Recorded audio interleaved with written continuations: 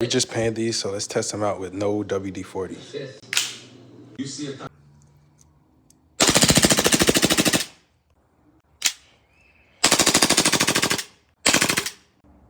Definitely need some lube, but she's good.